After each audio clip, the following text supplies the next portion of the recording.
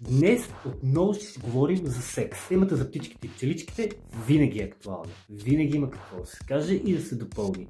Предния път разгледахме червените фенери, а сега ще разгледаме червените фенери в София. Защото и ние сме дали нещо на света.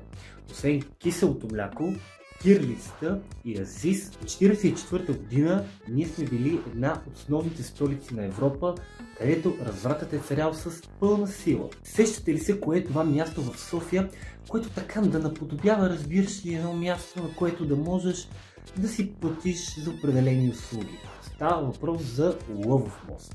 Още в началото на 20 век там са ходили офицери, банкери, дипломати и всякакви такива важни и не толкова важни клечки и са си плащали за определени услуги, като например един кавал на цената на едно еспресо. Защото там е била плявата предимно, ефтинджосите, почваш от Лъвов мост по цялата Мария Луиза, чак до Света Неделя, са били най-долнопробните проститутки и шантонерки в града. Дисциплинираният съд с кавички въобще не променя това, даже напротив, още повече отговнява положението и районът е тотално отебан. Днес обаче Лъвов мост е сбирщина от проститутки, от травестити, от хабибита, които или ще те изчукат, или ще те оберат, или ще те накарат да се чувстваш като жител на третия свят.